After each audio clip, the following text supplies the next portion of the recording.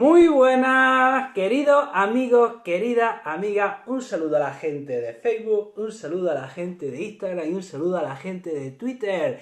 Yo soy Juan Jesús Pleguezolo y bienvenidos a este directo donde vamos a explicar historia de España para selectividad. Antes de empezar, quiero recordarte que yo soy el creador del podcast de Historia de España para selectividad, que siempre puedes encontrar entre los primeros puestos en Spotify. También decirte que si te gusta mi estilo, si te gusta mi rollo, si te gusta cómo cuento la historia, mi manera de enseñar, puedes adquirir mi libro Como una historia, que lo tienes en todas las librerías. También, esta serie de directos que hemos empezado son directos ya, ¿cómo decirlo? Nos adentramos en el temario. Este directo está hecho para la gente que ya ha escuchado el podcast, que ya se ha estudiado el temario y quiere profundizar, quiere entender más de cómo es la historia de España para selectividad. Por eso aviso, por si acabas de llegar aquí sin estudiar nada, esta serie de directos, bueno, pues ya a lo mejor no te va a ser tan útil. Hoy vamos a hablar de la rebelión en Filipinas, de las consecuencias de la Revolución Rusa en España, del crash del 29 en España, o sea, sus consecuencias, del Comité de No Intervención en la Guerra Civil y del golpe de Estado del 81. Pues nada, empecemos. 58 personas en Instagram. ¡Wow! No está mal, not bad at all. Bueno, pues vamos a hablar de la rebelión en las Islas Filipinas. Vamos a ver qué pasó. Ya, esto, bueno, para un estudiante de segundo de bachillerato puedes caer perfectamente en selectividad el tema del desastre del 98. Eso es súper importante. Y en el desastre del 98 ya sabemos que perdemos Cuba, Puerto Rico y Filipinas. ¿Por qué ocurre? ¿Por qué? O sea, en Cuba tenemos hasta 3 guerras. Tenemos la guerra grande, la guerra chiquita y la guerra del 95. ¿Por qué ocurre la guerra del 95? Porque España, bueno, pues no hace los deberes, pasa de las reivindicaciones de los cubanos, pasa de las reivindicaciones de los independentistas, incumple los acuerdos de la paz del Zanjón con la que se puso fin a la guerra grande del 78 y en el 95 se reanuda la guerra en Cuba con el grito de Baire. En Cuba, bueno, pues el eco cubano llega hasta Puerto Rico, lo de Puerto Rico no llega a una guerra, pero sí que queda en una rebelión y Puerto Rico alcanza su autonomía en el 97. Y entre media, bueno, pues en Filipinas también estalla la guerra, 1896. Al principio, aquello era una guerra de guerrilla entre los tagalos y el ejército español. Y hay que decir que, bueno, en principio, los tagalos no podían doblegar al ejército español. El ejército español se imponía siempre al ejército tagalo en Filipinas. ¿Qué pasa? Que los tagalos también estaban divididos. ¿Quién estaba dirigiendo el ejército español? El general Polavieja. ¿Quién era el líder de los independentistas filipinos? José Rizal, que muere en esa guerra, en esa batalla contra los españoles. Y hay que decir que como consecuencia de la muerte de José Rizal, más la guerra que se estaba viviendo en Cuba, bueno, el independentismo filipino se reaviva y se recrudece esa guerra. ¿Qué pasa? ¿Cuál es el problema? Que el ejército español solo contaba con 17.000 hombres y estaban al otro lado del mundo. O sea, es que estaban a tomar por saco. Solo 17.000 hombres. Entonces el gobierno, con buen criterio, dice, bueno, vamos a negociar. No podemos mantener una guerra para siempre. Entonces lo que vamos a hacer es negociar y a los filipinos les vamos a conceder la autonomía, les vamos a conceder la igualdad de derechos entre los nativos y los españoles. Vamos a concederles la posibilidad de que tengan representación en el Parlamento español. O sea, todo con muy buenos criterios. Y entonces se acuerda una paz entre el gobierno y el independentismo y los independentistas filipinos. ¿Qué pasa? Que aquí se meten los Estados Unidos y ya la lían. Se meten los Estados Unidos, la lían, ¿de acuerdo? Hacen que el líder filipino que estaba en el exilio, Emilio Aguinaldo, vuelva a Filipinas a liderar la resistencia y los americanos llegan en mayo del 98. Así que en Cavite los españoles sufren su primera derrota y luego en Manila 3 meses después. Estamos hablando en mayo del 98, su primera derrota, y 3 meses después los españoles son derrotados en Manila. Y ya en diciembre del 98 se firma el Tratado de París por el cual España pierde Cuba, Puerto Rico y Filipinas. Y hay que decir que la historia acaba mal para los filipinos porque se van los españoles, pero ¿qué pasa? Que vuelve a haber, ahora empieza otra guerra entre los filipinos y los americanos. Y como curiosidad, que esto es interesante lo que sucede, en un pueblo a 180 kilómetros de Manila, que se llama Valer, hay 50 hombres que se atrincheran en una iglesia y estos 50 hombres no se creen que la guerra ha terminado. Estos 50 hombres no se creen que la guerra ha terminado y están 337 días aguantando en esa iglesia. Le estaban asediando y le estaban diciendo, oye, que la guerra ha terminado. Le enseñaban periódicos y los españoles pensaban que esos periódicos eran falsos, que esos periódicos se estaban quedando con ellos.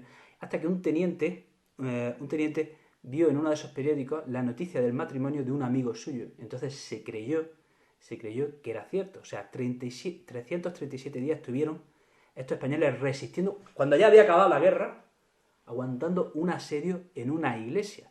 Esto siempre se lo digo a mis alumnos, esto tiene dos moralejas. Una, que los españoles aguantamos hasta el final, o otra, que los españoles somos muy pardillos. O sea, se puede mirar desde los dos puntos de vista porque aguantar 337 días una guerra que ya ha terminado, bueno, pues tiene lo suyo, ¿no? Ahora vamos a hablar de las consecuencias de la Revolución Rusa en España. Bueno, ya sabemos que la Revolución Rusa ocurre en 1917. Que hay dos revoluciones. Tenemos la Revolución de Febrero del 17, que es una revolución burguesa de las clases medias. Luego tenemos la Revolución de Octubre, que es la revolución proletaria, la revolución comunista propiamente dicha. ¿Qué pasa? ¿Y qué es lo importante? Que en marzo del 19, en la Unión Soviética se forma lo que es la Tercera Internacional, o también llamada Comintern. ¿Qué pretendía esta Tercera Internacional o Comintern? Y esto sí nos importa a nosotros.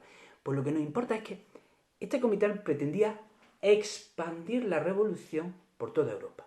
De manera que los partidos comunistas se tenían que, ¿cómo decirlo?, afiliar, unir a esta Tercera Internacional. O sea, eso es lo que pretendía, ¿no? Expandir la revolución. Y cada partido comunista en cada país se convertiría en una sección nacional de la Tercera Internacional. Por ejemplo, vamos a ver el caso de Italia. Esto, los que sois de letras debéis de saberlo. Los que sois de letras, te miro. Tú que eres de letras, que el año pasado estudiaste primero de bachillerato, espero que esto lo sepas, porque si no lo sabes... Vamos a ver, en Italia, recordemos que al acabar la Primera Guerra Mundial, Italia está destrozada, entonces, ¿cómo decirlo? Hay una réplica de revolución soviética en Italia. Los comunistas intentan hacer una revolución en Italia, se ocupan tierras, se ocupan fábricas, se organizan milicias comunistas que intentan hacer la revolución por toda Italia, y a eso se le llama el Bienio Rojo, ¿de acuerdo? El Bienio Rojo. En oposición a esas milicias comunistas nace los fascios de combatimiento que funda Mussolini y que culmina en octubre del 22 con la marcha sobre Roma que lidera Mussolini y que da un golpe de Estado. Y ese golpe de Estado que da Mussolini en Italia tiene una réplica en toda Europa. Tiene una réplica en toda Europa. Mussolini tuvo discípulos en toda Europa. ¿Cuál es su discípulo? ¿Qué discípulo tuvo en Alemania? Hitler en el año 23 intenta dar un golpe de Estado imitando a Mussolini. Fallar. Hizo una auténtica chapuza. Sin embargo, en España, Mussolini tuvo un discípulo muy aventajado, que le salió bastante bien. ¿De qué discípulo estamos hablando? ¿Quién imita a Mussolini en España? Creo que la primera respuesta que estéis pensando seguro que no es la correcta. ¿Quién era el discípulo de Mussolini en España? ¿Quién era el primer discípulo de Mussolini en España? No es Franco. El primero es Primo de Rivera, ¿de acuerdo? El primero es Primo de Rivera, que da un golpe de Estado en el año 23 y... da un golpe de Estado en el año 23, ¿no? ¿Qué más? Y tenemos que decir también que en España se funda el Partido Comunista en 1921, que pertenecía a la Tercera Internacional. ¿Qué le pasó al Partido Comunista? Que el Partido Comunista se funda en el año 21, pero en el año 23 llega la dictadura de Primo de Rivera y el Partido Comunista pasa al exilio.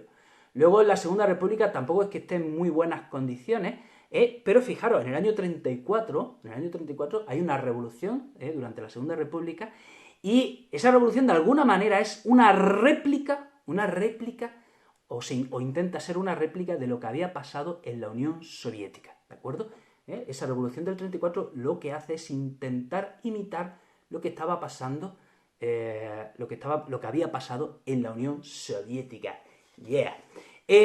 Vamos a la siguiente pregunta. Bueno, ¿cómo vais? ¿Cómo vais? ¿Cómo vais? ¿Cómo vais? ¿Se me ve desde Facebook? Uy, no sé.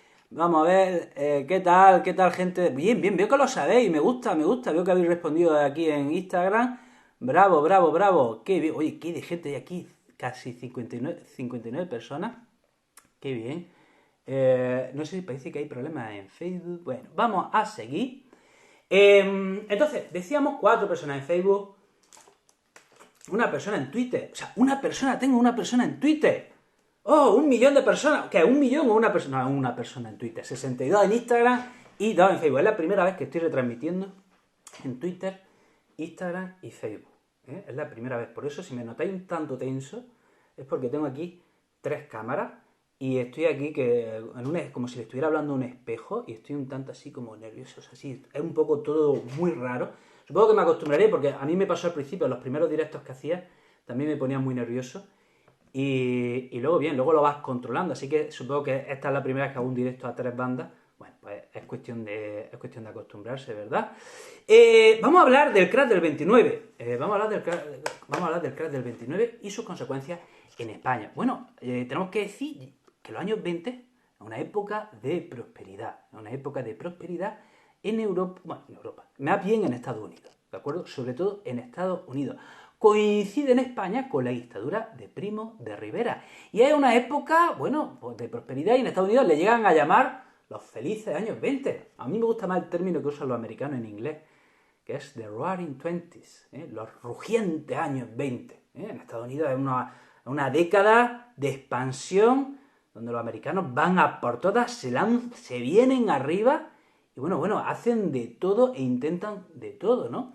¿Qué pasa? Bueno, pues que en octubre del 29 se produce el crack de la bolsa de Nueva York, se rompe esa burbuja, y ¿qué pasa? Que en España en el fondo, en principio, tampoco tiene mucha repercusión. ¿Por qué? Porque España tenía poca industria,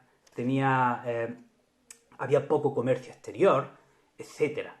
Sin embargo, bueno, ¿qué sectores son los más perjudicados? Bueno, pues el sector de la minería, el sector del vino, el sector del aceite, todos esos sectores que exportaban, los pocos sectores que exportaban al exterior, se ven fuertemente perjudicados porque la demanda internacional ha caído en picado. Entonces, ¿qué pasa?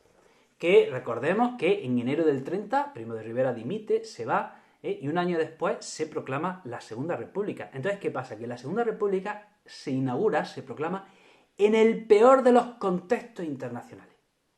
Acaba de haber un crack que salpica a toda Europa, que se extiende a toda Europa, y, la Segunda República se inaugura en el peor de los contextos. ¿Por qué? Porque hay una crisis en Europa, la demanda internacional ha caído, y pasa que en la Segunda República el paro aumenta, y eso provoca muchas tensiones sociales. Siempre lo he dicho, ¿no? Que la República en su momento, pues era un gobierno avanzado, había reforma avanzada, era una constitución avanzada para la época, pero se da en un momento muy convulso. Recordemos la Segunda República, los sucesos de Casavieja, recordemos, por ejemplo, la Revolución del 34. O sea, todos esos sucesos, ¿de acuerdo?, hacen que la República no pueda prosperar porque, por la crisis internacional, provoca un aumento del paro y eso, por desgracia, hace que el experimento falle. ¡Yeah! La dicta blanda. Muy bien. Está diciendo, vais por ahí muy bien. Ya vamos terminando. Nos quedan 2 preguntas. Dos preguntas. Esto es muy importante. Muy importante, por favor. Esto tienes que ponerlo muy bien. Vamos a ver. Vamos a hablar del Comité de No Intervención durante la Guerra Civil. Miren, recordemos que Hitler ha tomado el poder en el año 33. Y empieza poco a poco a cargarse el Tratado de Versalles. Poco a poco Hitler va dando pasitos, ¿de acuerdo?, para reventar el Tratado de Versalles, y Hitler va poco a poco tentando a Francia y a Gran Bretaña. O sea, Hitler primero ocupa el Sarre, luego ocupa la región de los Sudetes, luego militariza la región de la frontera con Francia, ocupa los Sudetes en Checoslovaquia, ocupa Austria, ocupa... O sea, Hitler está ocupando, va viendo pasito a pasito, va ocupando un pedacito aquí, otro pedacito aquí. ¿Y qué iban haciendo Francia y Gran Bretaña? Nada. Nothing. No estaban haciendo nada. ¿Por qué? Porque tenían miedo de que hubiera otra Primera Guerra Mundial. O sea, la Primera Guerra Mundial hasta entonces había sido la guerra más sangrienta, había sido el gran desastre, ¿de acuerdo? Y Francia y Gran Bretaña no querían, sobre todo Gran Bretaña, no quería que hubiese otra guerra, ¿de acuerdo? Entonces empieza una política de apaciguamiento. Gran Bretaña le dice a Hitler, bueno, te has quedado con este país, pero ya no más, ¿eh? Hitler, sí, no te preocupes, Gran Bretaña. Hitler se queda a otro país, Gran Bretaña, que no lo vuelvas a hacer, Hitler, bueno, otra más, que te he dicho que no lo hagas más, bueno, sí, que... Entonces, Gran Bretaña empieza esa política de apaciguamiento. Y en este contexto, estalla la guerra civil, por un golpe de Estado de unos militares que de alguna manera estaban replicando, ¿de acuerdo?, el modelo militar que Mussolini había instaurado en Italia y que Hitler había instaurado en Alemania. Entonces, en ese contexto se produce la guerra civil y Gran Bretaña dice, bueno, pues otro suceso más. ¿Qué temía Gran Bretaña? Que lo que estaba pasando en España, ese conflicto, se exportase fuera de España y aquello acabase en otra gran guerra. En otra Primera Guerra Mundial, bueno, la Primera Guerra Mundial se le llamaba la Gran Guerra, ¿no? Entonces, Gran Bretaña temía que el conflicto que había estallado en España terminase en otra gran guerra. Por eso, Gran Bretaña empieza una política de apaciguamiento. Gran Bretaña intenta que eso se quede, el conflicto español se quede en España. Entonces, ¿qué hace Gran Bretaña? Promueve el Comité de No Intervención en septiembre del 36. La guerra empezó en julio del 36, pues en septiembre del 36 Gran Bretaña llama a Francia, Alemania, a la Unión Soviética, Gran Bretaña, Francia, Alemania, Italia y la Unión Soviética, y ¿qué dice Gran Bretaña? Firmamos que no interviene ninguno. Yo no intervengo, tú no intervienes, ni tú tampoco. ¿Qué te parece? Y los demás países, sí. Entonces, estos países, estas grandes potencias, firmaron un pacto para no intervenir en la guerra. Obviamente, la Unión Soviética, Alemania e Italia se pasaron por el forro ese pacto. ¿De acuerdo?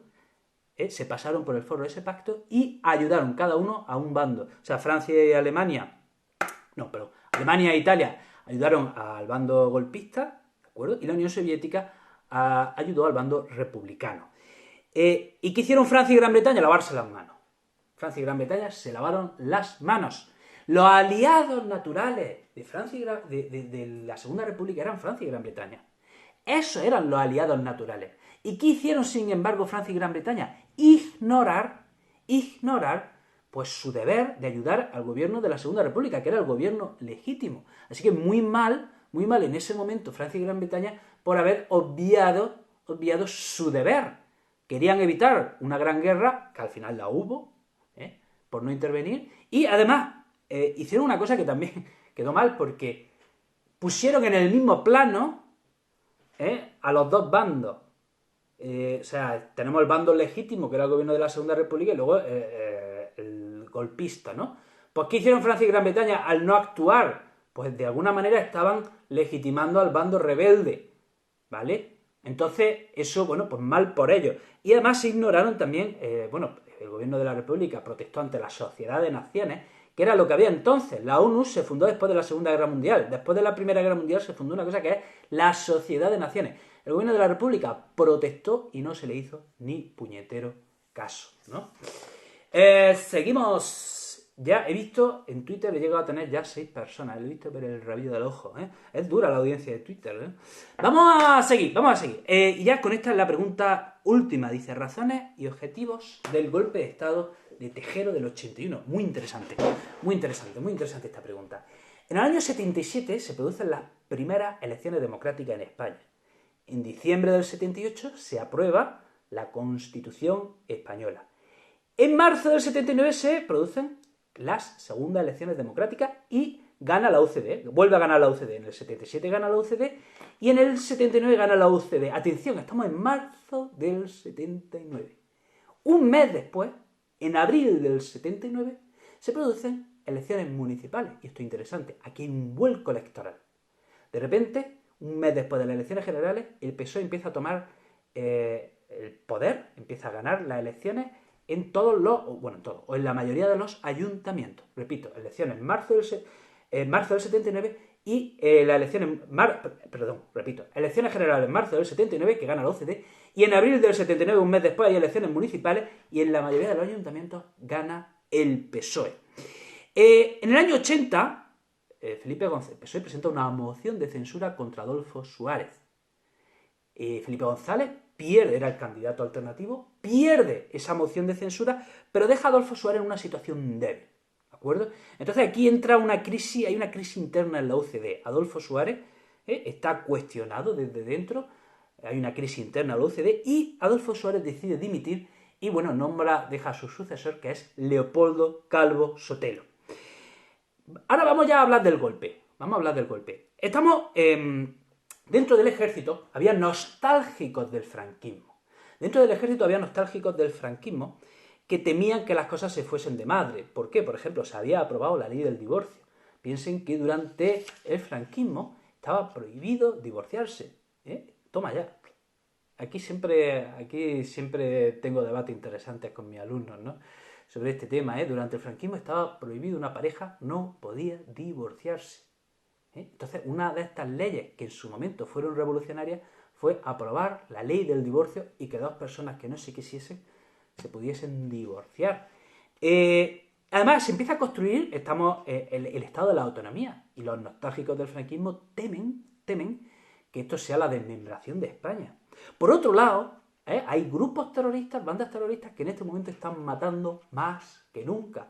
Y de nuevo, los nostálgicos del franquismo, bueno, eso lo ven como una afrenta y no entienden que no se esté haciendo lo suficiente, o que no se esté haciendo, o consideran que se está haciendo poco o nada. Entonces, hay grupos de extrema derecha, como pueden ser Fuerza Nueva, Falange Española, Guerrilleros de Cristo Rey, que animan al ejército a intervenir y a dar un golpe de Estado y a volver a la dictadura. Entonces, ya hubo un primer intento, esto no se suele hablar de esto mucho, pero no sé por qué. En el año 78 hubo un primer intento de golpe de Estado llamado la Operación Galaxia. ¿Y quiénes estaban en esa Operación Galaxia? Atención, Antonio Tejero, un coronel de la Guardia Civil. Antonio Tejero, sí, el de después, pues. O sea, Antonio Tejero ya intentó un primer golpe de Estado en el año 78 con la Operación Galaxia. Y también había un capitán de la Policía Armada llamado Sáenz de Inestrillas. Bueno, pues esa Operación Galaxia del año 78, que de alguna manera quería imponer de nuevo una dictadura, fracasa. ¿De acuerdo? Entonces llegamos al 23 de febrero del 81 y cuando en el Congreso se está votando la investidura de Leopoldo Calvo Sotelo, el coronel Tejero entra al Congreso con 200 guardias civiles, ¿de acuerdo?, y secuestra a los diputados. ¿Qué apoyos tuvo ese golpe de Estado? Pues en Valencia, Milán del Bosch declara el estado de guerra y saca los tanques a la calle. En Madrid se iba a poner en marcha la división acorazada Brunete. Pero ¿qué pasa? Que a medianoche el rey da un discurso en televisión donde desautoriza ese golpe de Estado. Recordemos que el rey es el capitán general de las Fuerzas Armadas. Entonces el rey desautoriza ese golpe de Estado y de alguna manera en ese momento el golpe de Estado ya queda desmantelado. El resto de militares vuelven a sus cuarteles y a la mañana siguiente Antonio Tejero y sus seguidores se entregan y ahí termina el intento de golpe de Estado. Otra pregunta que me hacían: ¿cómo estudiarse? Ya terminado. ¿Cómo se estudian las constituciones españolas? Que son muchas y son difíciles de estudiar. Aquí tienes que hacer un trabajo. Mira, lo primero, me estoy pensando hacer un directo sobre las constituciones del siglo XIX.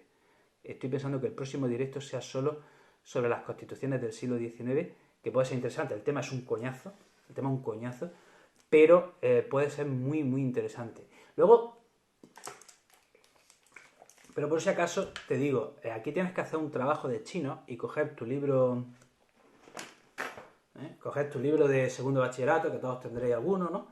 E ir tema por tema, buscando las constituciones del siglo XIX. Y te vas haciendo tu esquema. Es un rollo, lo que te estoy diciendo es una cosa pesada, pero ¿sabes lo que pasa?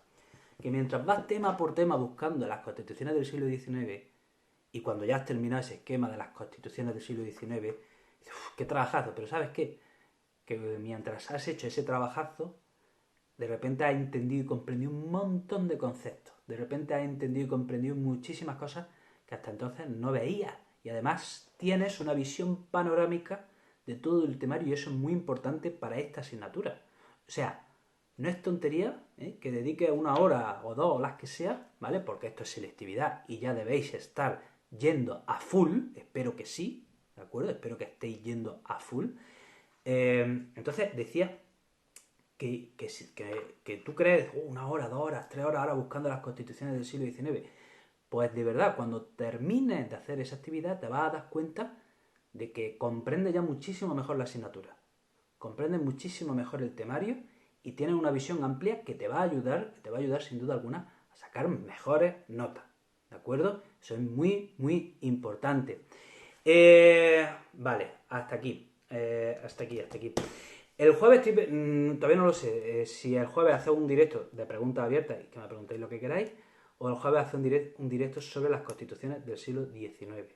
¿Vale? Veré a ver qué me decís vosotros y también decidiré yo, pues, veré qué me decís vosotros o bueno, ya iré viendo, ¿no? Para terminar, recuerdo, debéis ver, tenéis que buscar el podcast Historia de España para selectividad. Ahí lo tenéis todo, ahí lo tenéis todo. Y a buscar ese podcast, ¿de acuerdo? Que os va a ayudar muchísimo y está todo el temario, los primeros 21 temas son lo importante y luego están los estándares de aprendizaje evaluables. También os recuerdo, si os gusta cómo cuento la historia, os puede interesar y gustar mi libro como una historia que tenéis en todas las librerías. Y ahora ya sí, para terminar, deciros que voy a preparar ya el examen que voy a subir a las stories para ver si os habéis enterado de algo. Vamos a ver si os habéis enterado. Os voy a examinar ahora en las stories. Así que yo voy a tomar nota. Voy a tomar nota en las stories a ver quién no se ha enterado. Así que sin más me despido, queridos amigos. Un abrazo, gente de Facebook. Chao. Un abrazo, gente de Instagram. Chao.